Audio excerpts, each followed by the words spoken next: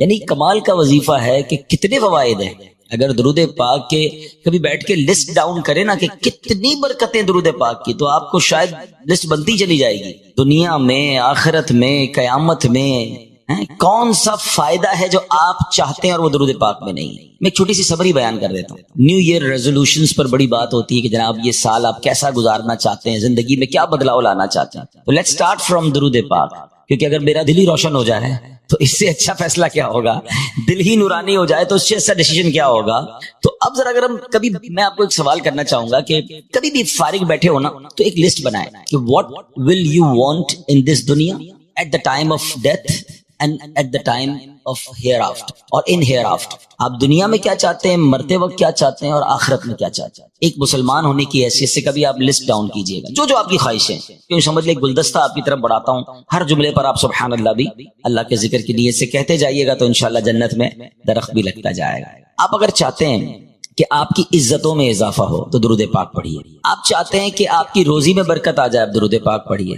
آپ چاہتے ہیں کہ ذلت و رسوائی سے محفوظ رہیں تو درود پاک پڑھیے. آپ چاہتے ہیں بیماریاں دور ہو جائیں تو درود پاک پڑھیے. آپ چاہتے ہیں چہرہ روشن ہو جائے اور دل نورانی ہو جائے تو درود پاک پڑھیے. آپ چاہتے ہیں آپ کی زبان میں تاثیر آ جائے، آپ کی باتیں لوگوں کو سمجھ آنے لگ جائیں، آپ کی باتیں دل میں اترنے لگ جائیں، آپ درود پاک پڑھیے.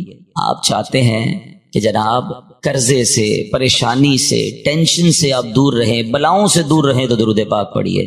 آپ چاہتے ہیں کہ مرتے وقت نبی پاک کا دیدار نصیب ہو جائے تو درود پاک پڑھیے. آپ چاہتے ہیں کہ ایسے قبر میں جاؤں جیسے نبی پاک اپنے ہاتھوں سے قبر میں اتار رہے ہیں تو درود پاک پڑھیے. آپ چاہتے ہیں قیامت تک میری قبر میں نور مصطفیٰ جگمگاتا رہے تو درود پاک پڑھیے. اچھا، آپ چاہتے ہیں کہ محشر کے دن نبی پاک کے پرچم تلے اٹھنا نصیب ہو تو درود پاک پڑھیے. حوض کوثر پر جاؤں تو میرے آقا مجھے پہچان لیں تو درود پاک پڑھیے. اور آپ چاہتے ہیں حساب کتاب آسانی سے ہو جائے تو درود پاک پڑھیے. آپ چاہتے ہیں جنت میں آقا اپنے ساتھ لے جائیں تو درود پاک پڑھیے. مدینے جانا چاہتے ہیں تو درود پاک پڑھیے. اور نبی پاک کی دید کرنا چاہتے ہیں تو درود پاک پڑھیے. اب مجھے سچ بتاؤ، کچھ باقی رہ گیا ہے؟ اب اس لسٹ میں اور کچھ باقی ہے جو آپ کو چاہیے تھا اور نہیں میں نے بیان کیا. دنیا میں، مرتے وقت اور آخرت میں. اور کیا چاہیے کسی مسلمان کو؟ کہ روزی میں برکت رہے، قرضوں میں ڈوبا نہ رہوں، پریشانیوں سے بچتا رہوں، عزتوں میں اضافہ ہو، دل روشن ہو جائے، مرتے وقت آقا کا دیدار ہو جائے، آقا جنت میں ساتھ لے جائے. What ever I need. میں نے جتنی باتیں بیان کی ہیں، اگر کچھ لوگوں کا مطالعہ ہوگا تو شاید انہیں ہر جملے پر کوئی روایت یاد آ رہی ہوگی. یہ ساری باتیں کم و بیش حدیثوں میں اور روایتوں میں صراحتاً موجود ہیں. مجھے بتاؤ نا، اتنا کچھ ہو درود پاک میں اور پھر بھی میں درود پاک نہ پڑھوں، پھر بھی جناب فضول باتیں تو جتنی کروانی کروا لیں، مگر میرے پورے ٹائم ٹیبل میں کوئی درود ٹائم نہ ہو. ایسا نہ کریں. Let's make a beautiful resolution, beautiful intention from today کہ آج سے یہ نیت کر لو کہ انشاءاللہ اب روزانہ کثرت کے ساتھ درود پاک پڑھیں گے. یعنی زبان جو ہے نا، یقین کریں، میں آپ کو بلیو کریں، اگر جن کی عادت ہے یا جن کی جو عادت کریں گے وہ خود دیکھیں گے. اگر زبان ذکر و درود سے ترک کر دی نا آپ نے، آپ کے بہت سارے پرابلمز، کلیمٹیز خود ہی خود حل ہونا شروع ہو جائیں گے. کیونکہ اللہ کا ذکر رحمتیں لاتا ہے، نبی پاک کا ذکر رحمتوں کی برسات کرتا ہے. تو رحمت برسے گی تو ٹینشن دوری ہوگی نا. ٹھیک ہے نا؟ اللہ کا ذکر نہیں کرتے کچھ لوگ، پورا پورا دن گزر جاتا ہے. حالانکہ کتنی the best easy good deed, easiest good deed جو ہے، آسان ترین نیکیوں میں سے یہ نیکی ہے کہ بندہ ذکر الہی کرتا رہے، درود پاک پڑھتا رہے. بیٹھے بیٹھے نیکیاں مل رہی نا. آپ جاب کرتے ہوں گے، آپ کاروبار کرتے ہوں گے، جاتے ہیں آفس پر، کام کرتے ہیں، ٹائم دیتے ہیں، تب جا کے کچھ ارننگ ہوتی ہے. ادھر تو بیٹھے بیٹھے رحمتوں کی برسات شروع ہو سکتی. کہیے سبحان اللہ، الحمدللہ، اللہ اکبر. میں نے جب شروع کیا تو گھڑی میں 3:03 ہو رہے تھے فیضان مدینہ کی، ابھی بھی اتری ہیں، یعنی 1 منٹ بھی آگے نہیں بڑی گھڑی. اور میں نے کیا کما لیا اور آپ نے کیا کما لیا؟ اللہ قبول فرما لے. حدیث پاک کا مضمون ہے جو ایک بار سبحان اللہ کہے جنت میں درخت لگا دیا جائے. الحمدللہ پر جنت کا درخت ہے، اللہ اکبر پر جنت کا درخت ہے. اور آپ کو پتہ ہے تمام اذکار میں، تمام ذکر میں سب سے بڑا ذکر، افضل ذکر کون سا؟ افضل الذکر لا الہ الا اللہ. حدیث پاک ہے. اچھا، ہم سارے ہی مسلمان چاہتے ہیں، میں کئی بار اپنے بیان میں اس جملے کو ایڈ کرتا ہوں اور اسی نیت سے کرتا ہوں کہ نہ جانے کسی ایک کی بھی عادت پڑ گئی تو چلے مجھے بھی ثواب مل جائے گا. اگر میں آج یہ سوال کروں آپ سب سے، کون کون چاہتا ہے مرتے وقت کلمہ نصیب ہو؟ سب نے ہاتھ اٹھا لیا. اور کیوں نہ چاہے گا؟ مسلمان کی تو تمنا یہی ہے اللہ مرتے وقت کلمہ نصیب کرنا. کیوں؟ کیونکہ حدیث پاک میں بھی یہ مضمون ملتا ہے نا کہ جس کا آخری کلام لا الہ الا اللہ ہوگا دخل الجنہ، وہ جنت میں داخل ہو جائے گا. ٹھیک ہے نا؟ لیکن ایک سوال ہے کہ مرتے وقت تو سارے چاہتے ہیں کلمہ پڑھنا. آج پورے دن میں کتنی بار کلمہ پڑھا؟ پچھلے پورے ہفتے میں کتنی بار ہم نے کلمہ پڑھا ہے؟ یعنی جیتے جی کلمہ پڑھنے کے لیے تیار نہیں ہے، مرتے وقت سارے کلمہ چاہ رہے ہیں. بھائی روز پڑھے نا، تو ایک تسبیح تو کلمے کی روز پڑھیں، افضل الذکر ہے. اور لا الہ الا اللہ کہنے پر بھی جنت میں درخت لگا دیا جاتا ہے. اور یاد رکھیے جب بھی آپ برڈن میں ہوتے ہیں نا، زبان سے جملے ادا کرنا مشکل ہو جاتے ہیں. کبھی آپ کے سر میں درد ہو، بخار ہو، آپ کو بات کرنے کا جی نہیں چاہتا، کوئی آ کر بات کرے، آپ کہتے ہیں آج تھوڑا سا طبیعت ٹھیک نہیں، آج موڈ نہیں ہے بات کرنے. ایسے ہی نا، you don't want to speak whenever you feel tired or whenever you feel sick. جب بھی بیمار ہوں گے، تکلیف میں ہوں گے، برڈن ہوگا، بات کرنا نہیں چاہیں گے. آپ کو پتہ ہے سکرات کا وقت تو سب سے زیادہ تکلیف کا وقت ہوگا. علماء کہتے ہیں اس دن زبان بھاری ہو جائے گی. اپنی زبان کو کلمے کا عادی بناؤ تاکہ سکرات کے وقت بھی کلمہ نکل جائے، زبان سے ادا ہو جائے. تو let's make a beautiful intention. آج نیت کر لیں انشاءاللہ اب روزانہ اللہ اور اس کے رسول کا ذکر کروں گا انشاءاللہ. اور اس کے لیے وقت نکالیں، صرف نیت سے کام نہیں ہوگا. You have to make your schedule. اب آپ کہیں حضرت بزی لائف ہے، الگ سے ٹائم کہاں سے نکالیں؟ آپ اپنے ٹائم کے اندر ہی ٹائم نکال سکتے ہیں. بہت سارے ایسے ٹائم ہوتے ہیں جو فارغ ہوتے ہیں. آپ ڈرائیو کرتے وقت فارغ ہوتے ہوں گے، آپ ٹریول کرتے وقت، آپ کی ظاہر ہے اس وقت ایکٹیویٹی تو نہیں ہے نا، اس وقت ذکر کر لیں. آپ پلان کر لیں کہ جب بھی ٹریول کروں گا میری زبان درود پاک پڑے گی، ذکر اللہ کرے. تسبیح جیب میں رکھنا شروع کر دیں، گاڑی میں رکھنا شروع کر دیں. جب بھی واک کریں تو واکنگ ٹائم کو ذکر درود ٹائم بنا دیں. مزے کو مزہ آ جائے گا، آپ حیران ہو جائیں گے اتنے سارے ذکر اور اتنے سارے درود پڑھ لیں گے. بس بات یہ کہ ذہن بننے کی دیر ہے کہ یار میں یہ چنک آف ٹائمز جو ہیں اس کو یوز کروں. آئیے میں آپ کو ایک بڑا کمال کا ایمان افروز واقعہ سناتا ہوں، اور یقین کریں یہ ہسٹوریکل واقعہ ہے، مگر اس میں آپ کو اسلام کی وسعت، نبی پاک علیہ الصلوۃ والسلام کا بڑا دل، اور پھر سبحان اللہ میرے رب کی رحمت کیسی ہے، یہ سب باتیں آپ کو اس واقعے سے سیکھنے کو ملیں گی. پہلے تو یہ آپ کو یاد ہونا چاہیے کہ سرکار دو عالم صلی اللہ علیہ وسلم کے ایک بڑے ہی پیارے چہیتے صحابی اور چچا، وہ کون ہیں؟ حضرت حمزہ رضی اللہ تعالیٰ، امیر طیبہ، ٹھیک ہے نا، جو گئے مدینہ شریف. سید الشہداء رضی اللہ تعالیٰ عنہ کی مزار پر حاضری دی ہوگی جبل احد پر. تو سید الشہداء سیدنا حمزہ رضی اللہ تعالیٰ عنہ کو جس نے شہید کیا، ٹھیک ہے، اس کا نام تھا وحشی. وہ ایک حبشی غلام تھے، اور ان کو آرڈر دیا تھا ایک خاتون نے کہ آپ نے جا کر حضرت حمزہ کو ٹارگٹ کر کے آپ نے شہید کرنا. اس خاتون کو بدلہ لینا تھا بدر کا. بدر کے مارکے میں حضرت حمزہ کے ہاتھوں بہت سارے غیر مسلم ہلاک ہوئے تھے، تو اب اس کا ریونج تھا. لیکن اس ریونج میں ایک اور کام ہوا کہ حضرت حمزہ کو شہید کرنے کے بعد معاذ اللہ آپ کے جسم کو کاٹا گیا اور آپ کے جگر کو بھی چبایا گیا. اور یہ نبی پاک علیہ الصلوۃ والسلام کے لیے بہت تکلیف دہ تھا. ایک تو پیارے آقا بہت کلوز تھے حضرت حمزہ رضی اللہ تعالیٰ سے، اور جب یہ معاملہ ہوا تو آپ بڑی غمگین ہو گئے، بہت آنسو نبی پاک کی آنکھوں سے بہے، اور نبی پاک بہت یاد فرماتے. اتنا پیار تھا کہ پیارے آقا علیہ الصلوۃ والسلام کونین کے والی ہوتے ہوئے کم و بیش ہر ہفتے حضرت حمزہ رضی اللہ تعالیٰ عنہ اور شہداء احد کی مزار پر کرم فرمانے کے لیے تشریف لاتے. ابھی آپ غور کریں کہ نبی پاک کسی کی قبر پر چلے جائیں تو پھر اس پر رحمتوں کی برسات کا عالم کیا ہوگا. تو اتنا کلوز ریلیشن، وسعت قلبی، معافی اور درگزر اور اسلام سے محبت دیکھیں. اچھا یاد رہے کہ اس خاتون نے بھی، وحشی نے بھی پھر اسلام قبول کر لیا. اب یہ دونوں صحابی ہیں، تو اب ہم ان کے بارے میں کوئی مائنس بات نہیں کریں گے. جب اللہ رسول نے معاف کر دیا تو ہم کون ہوتے بات کرنے والے؟ مگر میں بتانے کے لیے کہہ رہا ہوں کہ کتنا بڑا معاملہ تھا یہ. لیکن ہوا کیا کہ نبی پاک علیہ الصلوۃ والسلام نے اپنا ایک قاصد بھیجا، اپنا ایک نمائندہ بھیجا. کس کے پاس؟ وحشی کے پاس، جو اس وقت ایمان نہیں لائے تھے، کہ وحشی کو جا کر اسلام کی دعوت دو. تو آپ غور کریں کتنی بڑی مہربانی تھی. معاف تو کر دیا، مگر کسی کو کفر سے نکال کر اسلام میں داخل کر دینا، اس پر کتنا بڑا احسان ہے. اس کی تو آخرت بن جائے گی نا. تو جب نبی پاک علیہ السلام کے جو نمائندہ تھے وہ وحشی کے پاس پہنچے اور ان کو اسلام کی دعوت دی، تو انہوں نے بڑا کمال کا ذکر کر دیا. وہ کہتے ہیں کہ تمہارے نبی علیہ السلام سے جا کر کہو کہ اے محمد صلی اللہ علیہ وسلم، آپ مجھے اسلام کی دعوت کیسے دے رہے ہیں؟ کیونکہ آپ تو فرماتے ہیں جس نے کسی جان کو قتل کیا یا اللہ کا شریک ٹھہرایا یا بدکاری کی، قیامت کے دن اس کا عذاب دگنا کر دیا جائے گا اور وہ ہمیشہ اس میں رہے گا. میں نے تو سارے کام کیے، میں نے تو یہ سارے کام کیے. میں قتل بھی تو کیا تھا نا، حضرت حمزہ کو شہید کر دیا تھا، اور باقی سارے کام تو میں نے تو یہ سارے کام کیے. تو آپ مجھے اسلام کی دعوت کیسے دے رہے ہیں؟ میرے لیے کوئی رخصت ہے؟ میں اسلام قبول بھی کر لوں اور بخشا بھی نہ جاؤں تو پھر کیا فائدہ اسلام قبول کرنے کا؟ آپ سوچیں نیگوشیشن ہو رہی ہے، حالانکہ یہ وہ شخصیت ہے جنہوں نے نبی پاک کے چچا کو شہید کیا ہے. قاصد آئے کہتے ہیں وحشی تو یہ کہہ رہے ہیں یا رسول اللہ کہ میں نے تو یہ سارے غلط کام کیے، تو میرے لیے کوئی رخصت ہے کہ نہیں ہے؟ اللہ اکبر. تو اب کیا ہوا؟ سبحان اللہ. اب اللہ کریم کی بارگاہ سے ایک آیت نازل ہوتی ہے. قرآن میں یہ آیت نازل ہوتی ہے الا من تاب وآمن وعمل عملا صالحا. ترجمہ کنزُ ایمان، مگر جو توبہ کرے اور ایمان لائے اور اچھا کام، یعنی توبہ کر لے، ایمان لے آئے اور اچھے کام کرے، اب اس کے لیے گنجائش بن جائے گی، اس کی مغفرت ہو جائے گی. یہ قاصد گیا واپس اگین میسنجر وحشی کے پاس کہ تمہارے لیے آیت آ گئی ہے اور دیکھو یہ ریلیف ملا ہے. واشی کہتے ہیں ہو سکتا ہے میں ان چیزوں پہ عمل نہ کر سکوں، میں نیک عمل نہ کر سکوں، میں پراپر توبہ نہ کر سکوں، ایمان تو لے آؤں گا، تو اس میں گارنٹی تو نہیں ہے، کوئی اور رخصت ہے؟ اب غور کریں کہ اللہ کریم کی رحمت کا عالم کیا ہے اور نبی پاک کی وسعت قلبی کا عالم کیا ہے. پھر قاصد واپس آیا، کہتے ہیں واشی کہتا ہے مجھے امید ہے کہ نہ کر سکوں اگر میں ان تمام باتوں پر عمل، تو پھر کیا ہوگا میرا؟ ایک اور قرآن کی آیت نازل، ہائے ہائے اللہ کی رحمت تو دیکھیں. قرآن میں رب ارشاد فرماتا ہے ان اللہ لا یغفر ان یشرک بہ ویغفر ما دون ذلک لمن یشاء. اب کیا اس آیت میں حکم ہوتا ہے؟ اللہ فرماتا ہے بے شک اللہ اسے نہیں بخشتا کہ اس کے ساتھ کفر کیا جائے، اور کفر سے نیچے جو کچھ ہے جسے چاہے معاف فرما دیتا ہے. یعنی کفر کے بعد تو آلموسٹ سب معاف ہو گیا نا. وہ واپس گئے واشی کے پاس، مبارک ہو دوسری آیت آ گئی ہے، اب تمہارے لیے اور ریلیف آ گیا ہے. واشی کہتا ہے اس پہ بھی اللہ نے یہ فرمایا نا اللہ جسے چاہے معاف کرے، ہو سکتا ہے مجھے معاف نہ کرے. لک ایٹ دی وے، اس میں تو اللہ نے یہ فرمایا نا اللہ جسے چاہے معاف کر دے، مجھے معاف نہ کیا تو مجھے تو گارنٹی چاہیے، کوئی رخصت ہے میرے لیے؟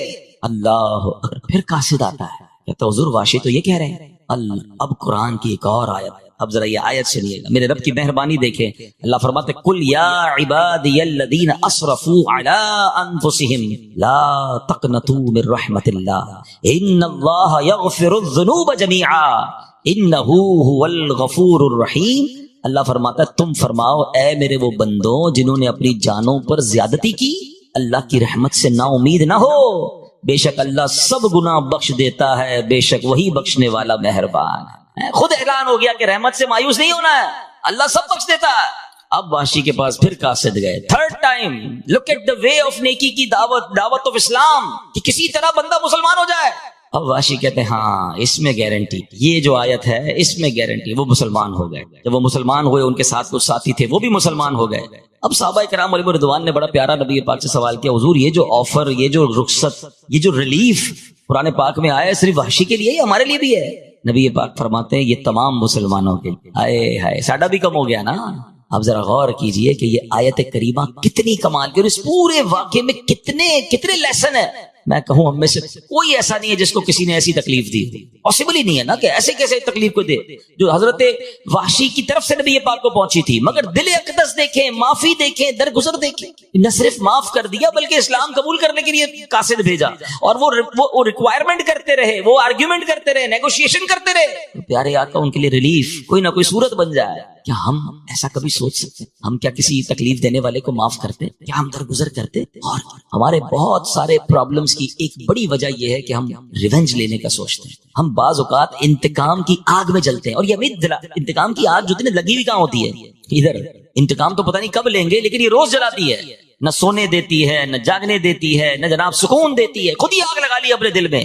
اگر اس آگ کو بجھا دوں تو کتنا ریلیف ہو جائے گا، کتنا سکون ہو جائے گا. ٹینشن ہی نہیں رہی نا، مجھے بدلے کسی سے نہیں لیتا، مجھے میرے دل میں کسی کے لیے نیگیٹو ہے ہی نہیں. اور آپ بلیو کریں، ہمیں ملتے ہیں کبھی کبھی کچھ لوگ کہتے ہیں یار نیند نہیں آتی، سکون نہیں ہے، میں نیند کی گولیاں کھا کے سوتا ہوں، یا رات کو سوتا ہوں تو دماغ چلتا رہتا ہے، سوچتا رہتا ہے. آپ یقین کریں، آپ غور کریں، 2-3 پرابلمز ہو سکتی ہیں. آپ یا تو آپ کے دل میں حسد ہو گیا ہے کسی سے، کیونکہ حسد والا خود ہی جلتا ہے. حسد چیز ہی ایسی ہے کہ مجھے جس سے حسد ہو گیا، جب اس کو ترقی ملے گی مجھے تکلیف ہوگی، اس کو عزت ملے گی مجھے تکلیف ہوگی، وہ مشہور ہو جائے گا مجھے تکلیف ہوگی، پیسے والا ہو جائے گا مجھے تکلیف ہوگی، وہ مزے کر رہا ہے اور میں رو رہا ہوں مجھے تکلیف ہو رہی. کمال کی بیماری ہے کہ جس سے حسد ہے وہ انجوائے کر رہا ہے، وہ جتنا انجوائے کر رہا ہے اتنا مجھے تکلیف ہو رہی ہے.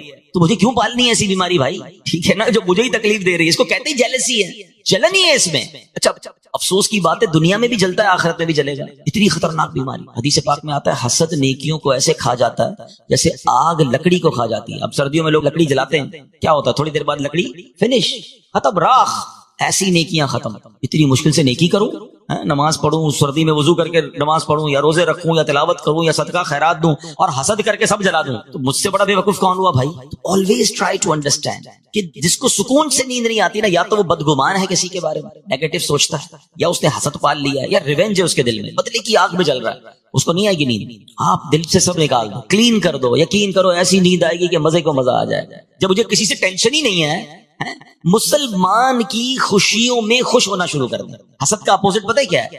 کہ آپ کو پتا چلے نا یار کسی کو ترقی ملی، آپ انجوائے کریں، یا اللہ ماشاءاللہ سبحان اللہ، اللہ اس کو اور دے، اللہ اس کو اور نواز، مجھے بھی دے دے. دیکھیں یہ دعا کرنے میں کوئی حرج نہیں ہے، اللہ تو نے اس کو دیا ہے مجھے بھی دے دے، یہ تو میرے رب کے خزانے بھرے ہوئے ہیں نا، وہ اس کو دے سکتا ہے آپ کو بھی دے سکتا ہے. لیکن یہ جو تمنا ہوتی ہے نا کہ اس کا چھین کے مجھے مل جائے، یا مجھے نہ ملے مگر یہ برباد ہو جائے، یہ حسد ہے، حرام، جہنم میں لے جانے والا. اچھا پھر اس میں جو کانسیکوینسز ہے نا وہ بڑے خطرناک ہے. نیند ہی نہیں آئے گی, ٹینشن بہت ہے, دل جل رہا ہے, اور پیارے آقا سب کو معاف کر رہے ہیں, ایسے شخص کو بھی معاف کر رہے ہیں. اب میں اور آپ اس واقعے سے پہلے تو یہ سیکھیں کہ ہم نے معاف گزر کر دیکھیں, we are within human being, ہم انسانوں کے درمیان جی رہے ہیں نا, انسان سے خطا ہو جاتی ہے. آپ اگر باس ہیں, ایچ او ڈی ہیں, تو آپ کے کسی ساتھ کام کرنے والے سے مسٹیک ہو جائے گی. آپ شوہر ہیں تو بیوی بچوں سے مسٹیک ہو جائے گی. والدین ہیں تو بچوں سے مسٹیک ہو سکتی ہے. آپ کہیں بھی ہیں, آس پاس کے لوگ مسٹیک کریں گے. اچھا میں خود بھی تو کرتا ہوں نا, آپ بھی تو کرتے ہیں. آپ دوسروں کی مسٹیک یاد کر رہے ہیں, اپنی مسٹیک کیوں بھول رہے ہیں بھائی؟ آپ کی مسٹیک پکڑنے والا کوئی اور ہے, مگر آپ دوسروں کی مسٹیک چھوڑ نہیں پا رہے. نہ کریں ایسے. اور یہاں میں بڑی ایک باریک سی بات کہہ کر آگے نکل جاؤں گا.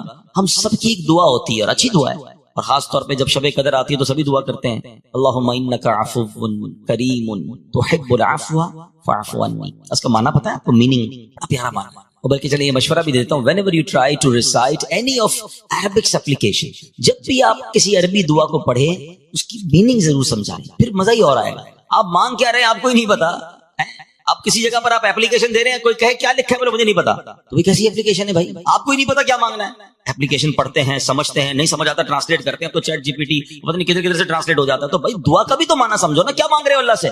آپ بلیو کریں, جس دن عربی دعائیں سمجھ آنے لگ گئی آپ کو مزے کو مزہ آ جائے گا, کیونکہ اس میں جو فصاحت ہے, اس میں جو بلاغت ہے, اس میں جو رقت ہے, اللہ اکبر. یہ میرا موضوع نہیں ہے, ورنہ اس پر پھر کبھی بات کریں گے کہ عربی کی دعاؤں کا ایسنس کیا ہے اور اس کا لطف کیا ہے کہ اس کو سمجھ کے پڑھیں.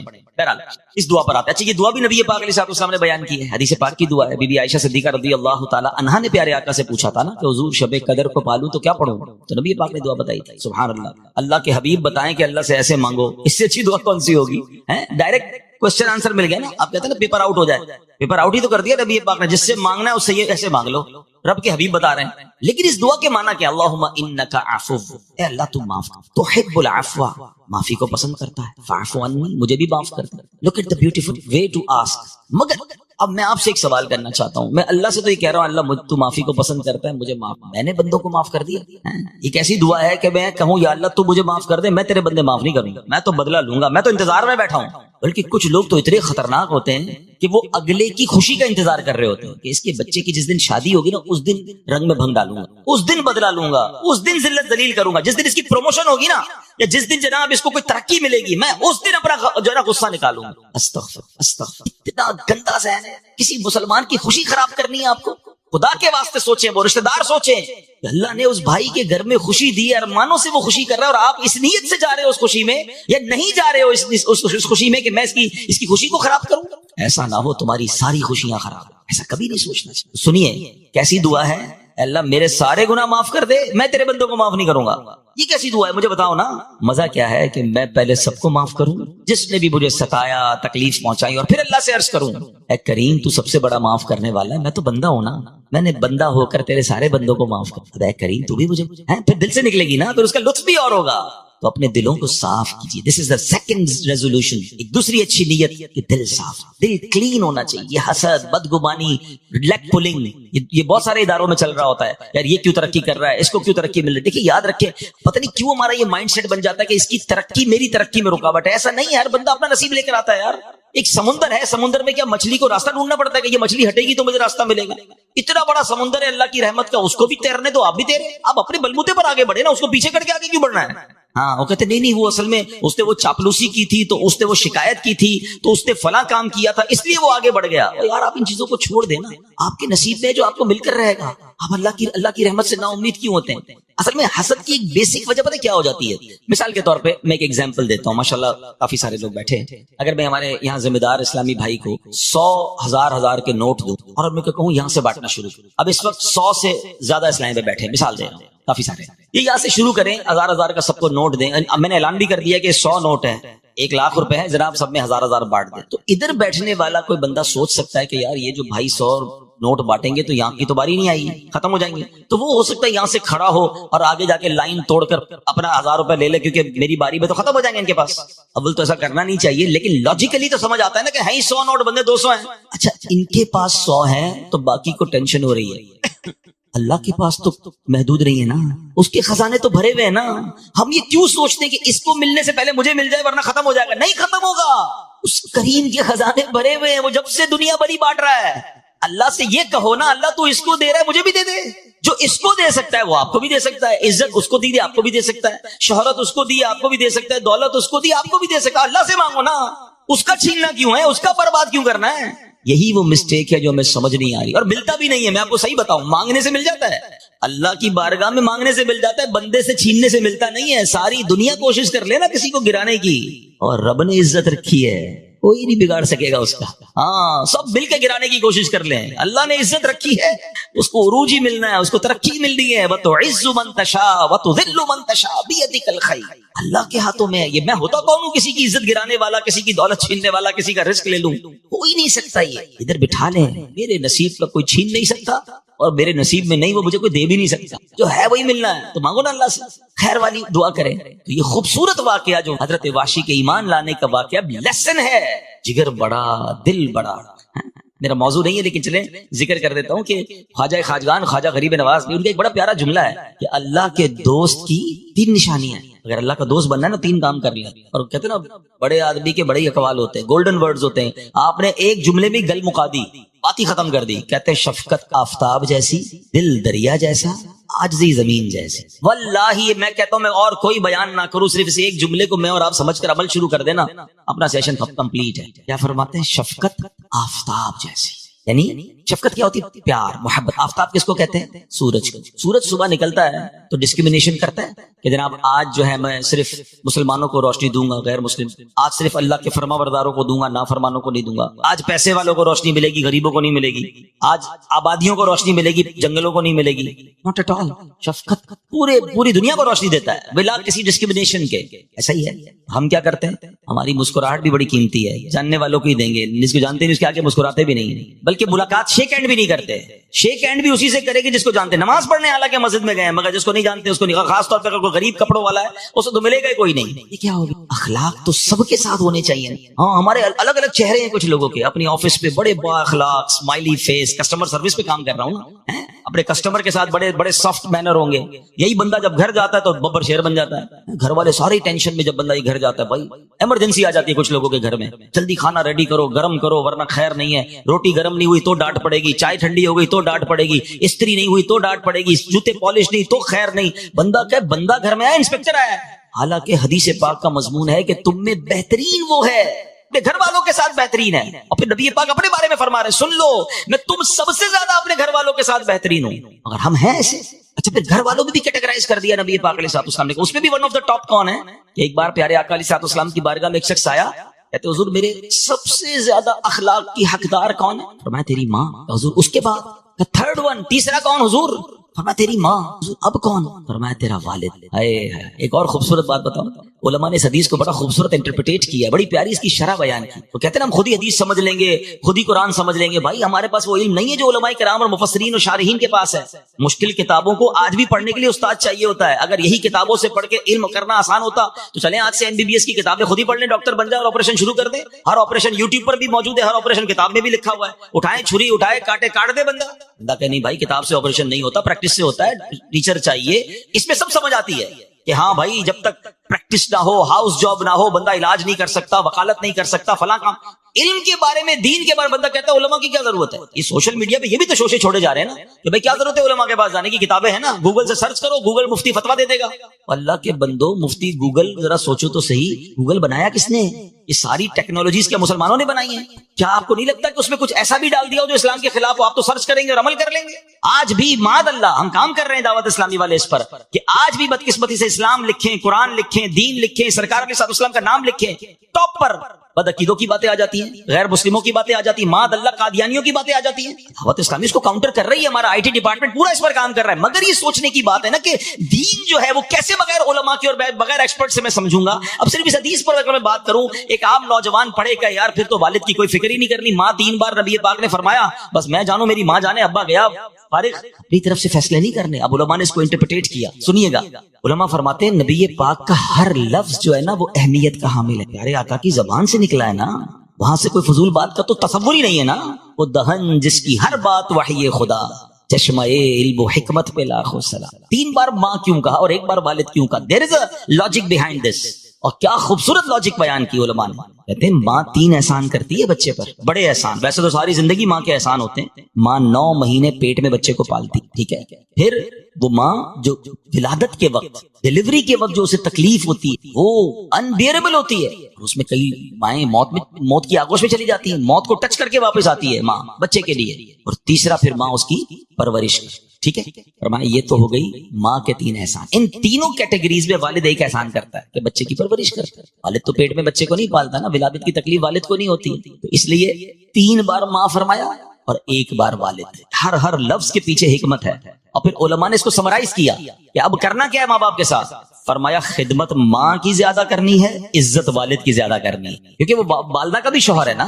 ماں سے زیادہ عزت والد کی کرنی ہے, مگر خدمت جو ہے دونوں میں ملا کر وہ والدہ کی زیادہ کرنی. مگر نا come again to the point, الگ الگ چہرے ہیں نا. شفقت سب کے لیے آفتاب جیسی نہیں ہے. دوست کے لیے آدھی رات کو حاضر. کوئی دوست ہمیں رات کو فون کرے, یار ذرا موٹر سائیکل خراب ہو گئی, کہیں گاڑی خراب ہو گئی, رات کو 3 بجے پہنچ جاتے ہیں دوست کے پاس. میں نہیں کہتا دوستوں کے ساتھ اچھا برتاؤ نہیں ہونا چاہیے, مگر کبھی رات کو دیر سے امی ابو کوئی کام کہہ دیں, دوائی لانی ہو, ہے کوئی خدمت کرنی, امی ابھی ٹائم نہیں ہے, تھکا ہوا ہوں, سونا ہے, صبح آفس جانا ہے, تو بتاؤ نا یہ کیا کیٹیگری ہے. پریورٹی کس کو دینی تھی؟ ماں باپ کو, فیملی کو. پھر بار والوں کی باری آنی تھی. تو خیر خواجہ صاحب کا جملہ آج میں چاہوں گا اب یاد کر کے جائیں. شفقت آفتاب جیسی. دوبارہ ریپیٹ کر لیں, شفقت آفتاب, دل دریا جیسا.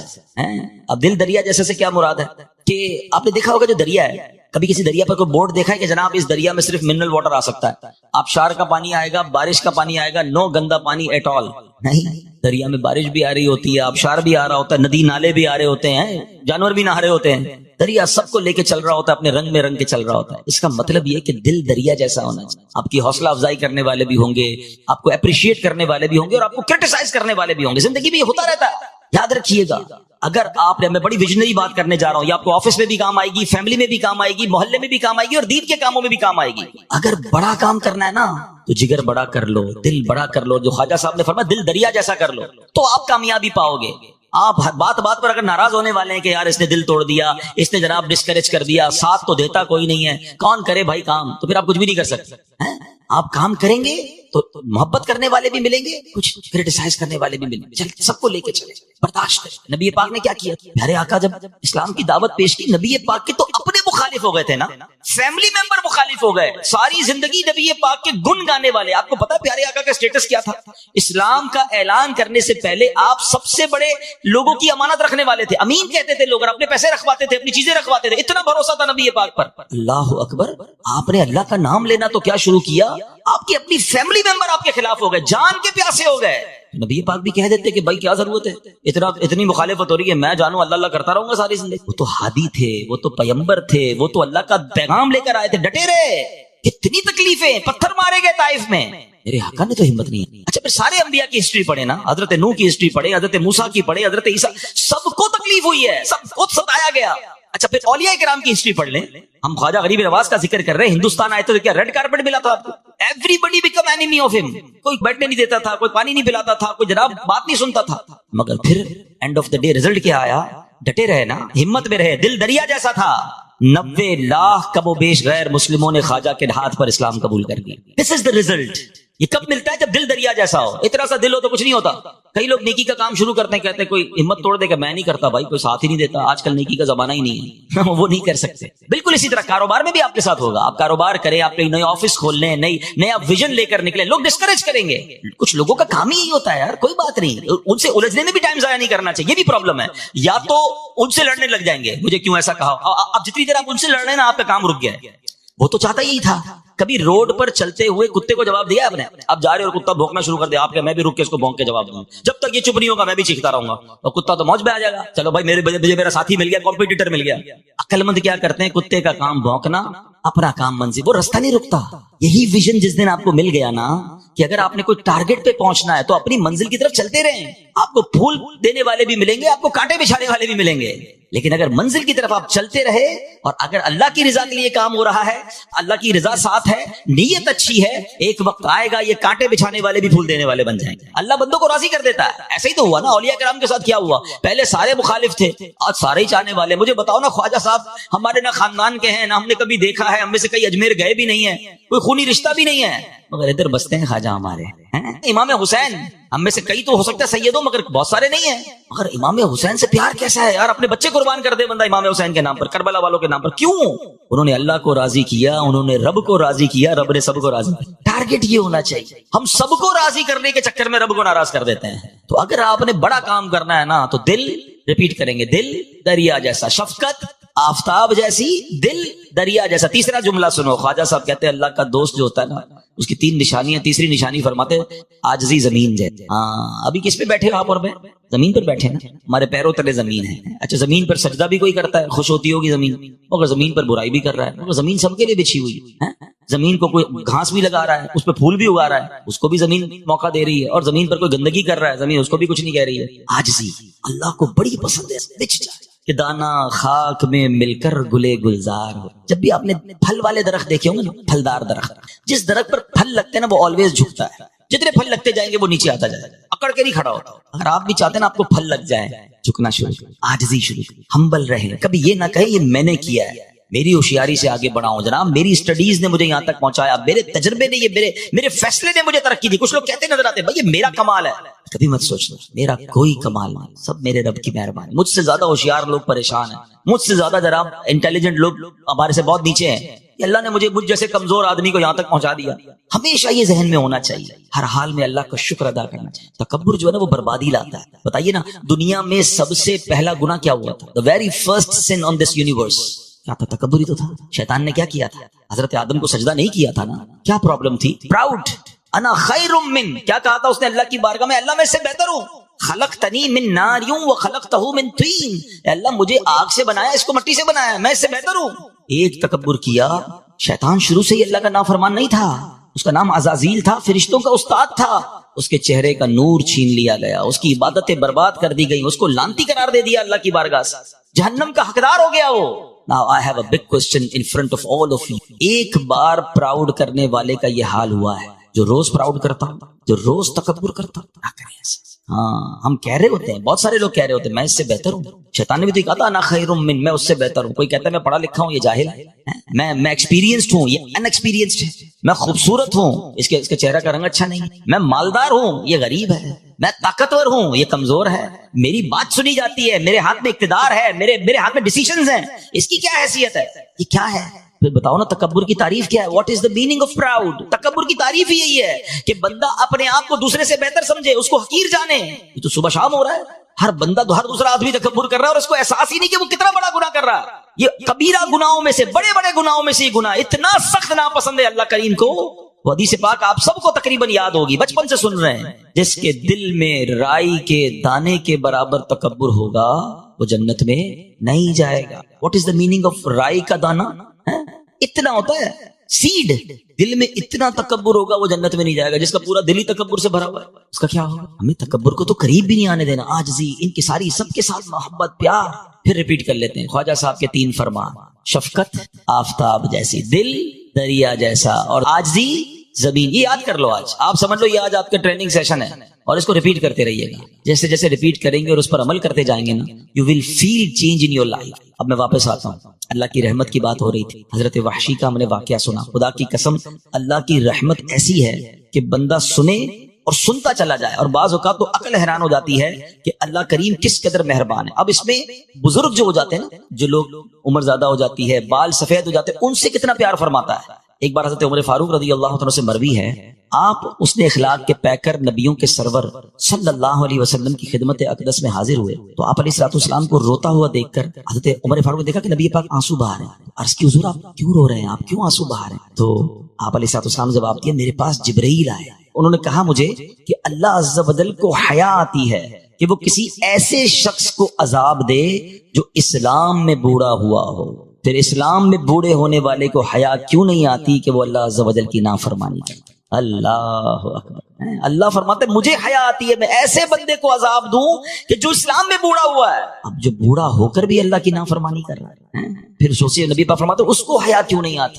کاش یہ بات بھی سمجھ آئے کہ رب ہم سے کتنا پیار فرماتا، کتنی مہربانیاں ہم پر، اس کی رحمت ہمیں بخشنا ہی چاہتی ہے. یقین کریں، دیکھیں نا جو میں نے آپ کو آیت بیان کی کہ اللہ کی رحمت سے مایوس نہیں ہونا، اللہ بخشنے والا مہربان ہے. مگر ہم ہیں جو اللہ سے دور ہو جاتے ہیں، ہم ہیں جو توبہ نہیں کرتے. اللہ کی رحمت تو پکار رہی ہے کہ میرے بندے آ جاؤ. ایک بار نبی پاک علیہ الصلوۃ والسلام نے بڑا کمال کا ارشاد فرمایا. یہ جو ہماری دنیا میں رحم دلی ہے، محبتیں ہیں، پیار ہے، جانور کی ماں بھی اپنے بچے سے پیار کرتی ہے، انسان کی ماں باپ بھی اپنے بچے سے پیار کرتے ہیں، سب پتہ ہے کیا ہے؟ سنیے.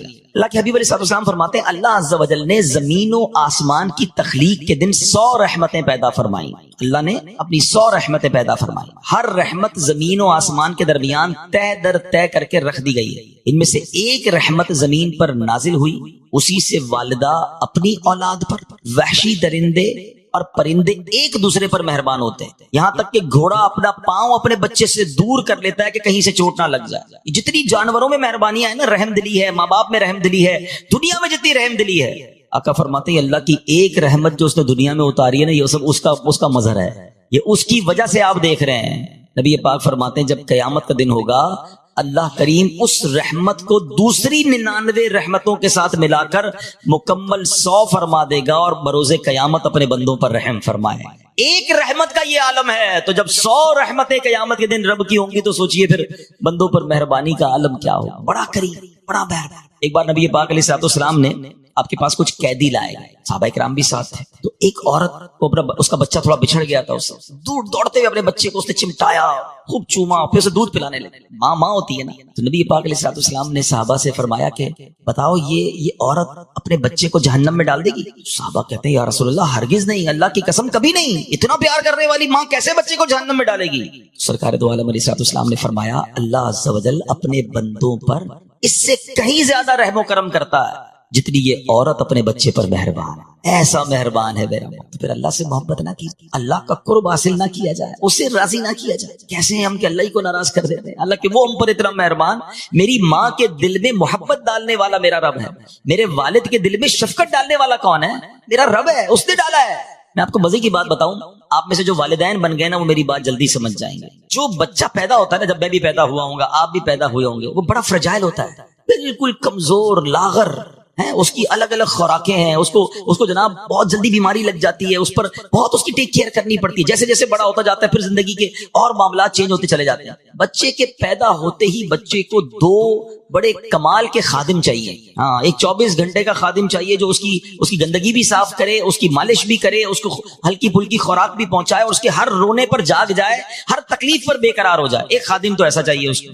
دوسرا خادم وہ چاہیے یا دوسرا سپورٹر وہ چاہیے جو اس کی ہر چیز پر خرچ کرے، جو اس کو ضرورت ہے اس پہ خرچ کرے. ڈاکٹر کے پاس لے جانا، انجیکشن لگانا، جو بھی اس کو فیڈ چاہیے اس کے لیے وہ خرچ کرے. کپڑے چاہیے، بے لباس پیدا ہوا ہے نا، میں پیدا ہوا تھا، مجھے کون سنبھالتا ہے؟ میرے رب نے میرے ماں باپ کے دل میں وہ شفقت اور مہربانی ڈالی کہ ماں بن گئی میری خادمہ. کیسی خادمہ ہوتی ہے؟ کبھی سوچا ہے اپنے ماں کو؟ مالش کر رہی ہے، کبھی تیل لگا رہی ہے. اچھا کمال یہ ہر کام پیار سے کر رہی ہے. پیسے دے کر کسی سے بھی کام کروا لیں، وہ دل سے نہیں کر رہا تو اس کو اچھا بھی نہیں لگ رہا تو میں کسی کی گندگی کیوں صاف کروں؟ 2 لاکھ روپے کا بھی خادم رکھ لیں مگر گندگی صاف کرتے اس کو برا لگے گا. مگر ماں گندگی دیکھ کر بھی بچے کو چوم رہی ہے اور پھر بھی صاف کر رہی ہے، مسکرا کر بچے سے باتیں کر رہی ہے. اس کے رونے پر ماں کو پتا چل جاتا ہے پیٹ میں درد ہے یا بھوک لگی ہے، اپنا دودھ پلاتی ہے. یہ اللہ نے کیسا ہمارے ساتھ مہربانی کی. اگر ماں باپ چھوڑ دیتے ہم کو پیدا کر کے، ہم تو سسک کے مر جاتے ہیں. سردیاں ہیں تو ماں گرمی پہنچا رہی ہے، گرمی ہے تو ماں ٹھنڈک پہنچا رہی ہے، خود سردی برداشت کر رہی ہے، ہمیں گرمی دے. کمال کی خادمہ ملی بھائی، دن رات خدمت کی. جب تک میں بولنے نہ سیکھا، جب تک چلنے نہ سیکھا، بلکہ ماں تو زندگی بھر خدمت کرتی رہی. پھر اللہ نے والد کے دل میں کیا کمال کا جذبہ ڈالا کہ آدھی رات کو پیسے چاہیے مجھے ڈاکٹر کے پاس لے جانے کے لیے، مجھے انجیکشن لگانے کے لیے، مجھے پرابلم ہو جائے، والد اپنی جیب کاٹتا ہے، بچے کا علاج کراتا ہے. بچے کو دودھ چاہیے، بچے کو فیڈر چاہیے، بچے کو علاج چاہیے، بچے کو آگے جا کے بسکٹ چاہیے، واٹ ایور ہی نیڈ. شاید والد نے اپنی کئی خواہشات کو ماری ہوں گی مگر بچے پر کبھی احسان نہیں جتایا. ہے کوئی آپ میں سے ایسا جس میں سے ہمارے ابو نے ہمیں کہا کہ بیٹا تجھے پتا ہے بچپن میں کتنا کھلایا تھا، تیرے کپڑوں کا انتظام میں نے کیا؟ وہ احسان بھی نہیں جتاتا، خوشی خوشی کر رہا ہوتا ہے اور پھر دعا بھی کرتا ہے اللہ میرے بچوں کی خیر فرما. اللہ اکبر، یہ کیا ہے؟ کبھی سوچا اپنے خرچ بھی کر کے دعائیں ہمارے لیے کر رہا ہے. دن رات فکر ہے. دنیا میں باپ وہ رشتہ ہے، یاد رکھیے گا. ہاں، دنیا میں بہت کم ایسے لوگ ہوتے ہیں جو یہ سمجھیں کہ یہ بندہ مجھ سے آگے نکل جائے، مگر باپ وہ ہوتا ہے جو ہمیشہ یہ چاہتا ہے کہ میرا بیٹا مجھ سے آگے ترقی کرے، میرا بیٹا مجھ سے زیادہ عزت والا ہو. بلکہ کہتے ہیں نا کسی کو کاندھے پہ بٹھاؤ تو کیا تمنا ہوتی ہے، جدھر تک میں دیکھ رہا ہوں یہ کاندھے پر بیٹھنے والا مجھ سے بھی آگے دیکھے. یہ والد ہوتا ہے. مگر بدقسمتی یہ ہے کہ جب یہ بوڑھا ہو جاتا ہے تو بچے اس کی قدر چھوڑ دیتے، اس کی بے عزتی کرتے ہیں، اسے تکلیف پہنچاتے ہیں. خدا کی قسم کبھی یہ مت کرنا، یہ میرے رب کی مہربانی ہے جو میں ایسی ہستیاں اس نے دی. آج دنیا میں کون کس کو پوچھتا ہے یار؟ کون کس کے لیے خرچ کرتا ہے؟ کمال ہے. میں پیدا ہوا تو بے لباس تھا، میں پیدا ہوا تو کمزور تھا، میں پیدا ہوا تو کچھ نہیں کر سکتا تھا، مگر قدم قدم پر مجھ پر مہربانی کرنے کے لیے اللہ نے میری ماں اور میرے والد کے دل میں ایسی شفقت محبت ڈالی کہ ان کے لیے دنیا کا سب سے مین آدمی ہی میں تھا، حالانکہ میں کچھ نہیں تھا. اب یہاں لوگ ایسی باتیں بھی کرتے ہیں بھائی بچے پر بعض اوقات ماں باپ اس لیے مہربانی کرتے ہیں کہ بچہ بڑا ہو کے کما کے دے گا. بھول ہے تمہاری. ارے معذور بچہ پیدا ہو جائے ماں باپ اس کی بھی خدمت کرتے ہیں. بچے کے اندر کچھ بھی نہ ہو پھر بھی ماں باپ اس کو زندگی بھر سینے سے لگاتے ہیں. یہ بے لوث پیار ہے. مگر میں یہاں اللہ کی محبت بتا رہا ہوں کہ اللہ کی مہربانی اور رحمت دیکھیں جس نے ایسے ماں باپ عطا کیے تو رب کی رحمت کا عالم کیا ہوگا. تو آج اب زندگی میں ایک بدلاؤ لائی، ایک چینج لائی، اور وہ چینج یہ ہونا چاہیے کہ ایک ہے زندگی میں عبادت کرنے کا جو ڈایا میٹر ہے نا، یہ جو انداز ہے وہ یہ ہے کہ یار نماز نہیں پڑھوں گا تو عذاب، روزے نہیں رکھوں گا تو مار پڑے گی، جھوٹ بولوں گا تو جناب جہنم میں ڈال دیا جاؤں گا، اس لیے گناہ نہ کرنا یا اس لیے عبادت کرنا کہ سزا ملے گی، یہ ایک الگ طریقہ ہے. میں نہیں کہتا کہ یہ نہیں سوچنا چاہیے، بالکل سوچے، لیکن اس سے اعلیٰ طریقہ پتہ ہے کیا ہے کہ بندہ اس لیے عبادت کرے کہ میں رب کو ناراض نہیں چاہتا، میں اللہ سے پیار کرتا ہوں. جس سے پیار ہو نا اس سے ناراض نہیں کرتے، جس سے پیار ہو اس کی ہر بات مانتے ہیں. آپ کو اپنے بچے سے پیار ہے، آپ بچے کی کتنی باتیں مانتے ہیں، بچے کو ناراض نہیں کرنا چاہتے. جس کو اپنی فیملی سے پیار ہے وہ فیملی کے لیے بہت بڑی بڑی قربانیاں دے رہے ہوتے ہیں. جس رب نے مجھے بنایا، جس کے مجھ پر اتنے احسان، جس سے بخشش لینی میں نے، جو مہربان مولا، وہ ناراض نہ ہو جائے، یہ خیال نہیں ہونا چاہیے. یقین کریں جس دن آپ نے عبادت اس نیت سے کرنی شروع کی نا کہ رحمان کا حکم ہے اس لیے نماز پڑھ رہا ہوں، میرا رب راضی ہو جائے گا، میں اس لیے عبادت کر رہا ہوں، میں گناہ اس لیے نہیں کر رہا کہ میرا کریم مولا ناراض ہو جائے گا.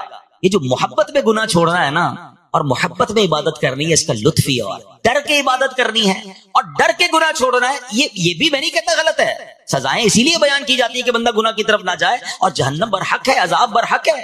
وہ رحمان بھی ہے تو وہ قہار بھی ہے. مگر میں آپ کو ایک اعلیٰ درجہ بتا رہا ہوں، پیار ایسا ہو جائے اللہ سے، محبت ایسی ہو جائے کہ اس کی محبت میں گناہ کرنے کو جی نہ چاہے، اس کی محبت میں اس کی نافرمانی کرنے کو جی ہی نہ چاہے. ایسا دل میں قرار اور پیار ہو جائے کہ بس بندہ ذکر الہی کرتا رہے کہ اپنے محبوب کا ذکر کر رہا ہے. کائنات میں اگر سب سے زیادہ کسی سے ہمیں پیار کرنا ہے نا، اللہ کریم، اپنے رب سے محبت. جب آپ محبت کریں گے نا پھر دیکھیں وہ کریم کیسے خزانے، کیسی رحمتیں عطا فرمائے. لیکن آج ایک اور بات، ڈیفینیشن آف ایمان بھی سمجھ کے جائیے. ایمان کس چیز کا نام ہے؟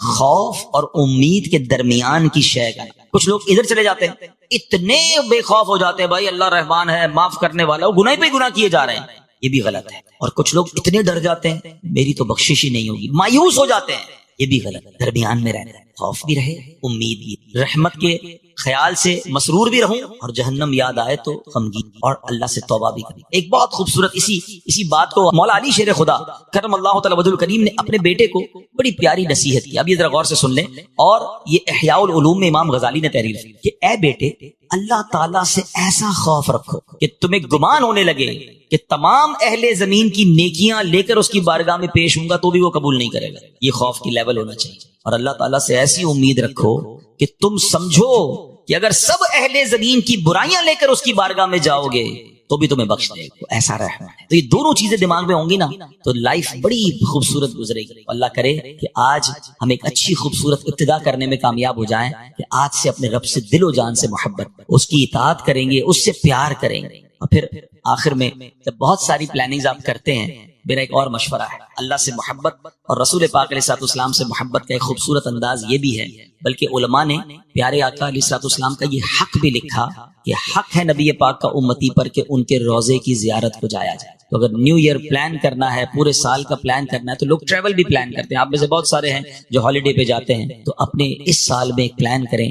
پہلے تو جن پر حج فرض ہو گیا ہے وہ حج فرض ہو جائے نا، پھر تاخیر نہیں کرنی چاہیے. ہاں، کیونکہ نبی پاک کی حدیث بڑا ڈرانے والی جس کا مضمون ہے کہ جو حج جس پر فرض ہو گیا وہ استطاعت کے باوجود حج نہ کرے تو مجھے کوئی پرواہ نہیں کہ وہ یہودی ہو کر مرے یا نصرانی. یعنی اس کے ایمان پر خاتمہ نہ ہونے کا خوف ہے جس پر حج فرض ہے اور وہ حج تاخیر کیے جا رہا ہے. اگر حج فرض ہو گیا وداؤٹ اینی ڈیلے اسی سال حج کر، اور اگر حج فرض نہیں ہے، آپ حج کر چکے ہیں، تو at least once in a year Makkah مدینے کا پلان. ہاں اچھا، ہمارا کام تو پلان کرنا ہے نا. ہو سکتا ہے یہاں کچھ تو ایسے ہوں گے جو افورڈ کر سکتے ہیں اور کچھ ایسے ہیں جو افورڈ نہیں کر سکتے، لیکن میرا اور آپ کا کام نہیں افورڈ کرنے والے بھی نہیں جا سکتے، بلاوا نہ آئے تو پیسے والے بھی نہیں جا سکتے. میں نے کئی دیکھے اربوں پتی ہیں، نہیں دیکھا تو مدینہ نہیں دیکھا، ساری دنیا دیکھی. کئی ایسے ہیں جو رہنے کو گھر نہیں اور کئی بار مدینہ دیکھ لی. کہاں کا منصب، کہاں کی دولت، قسم خدا کی ہے یہ حقیقت، جنہیں بلایا ہے مصطفیٰ نے وہی مدینہ. تو let's plan for Mecca, let's plan for Medina, let's plan for عمرہ.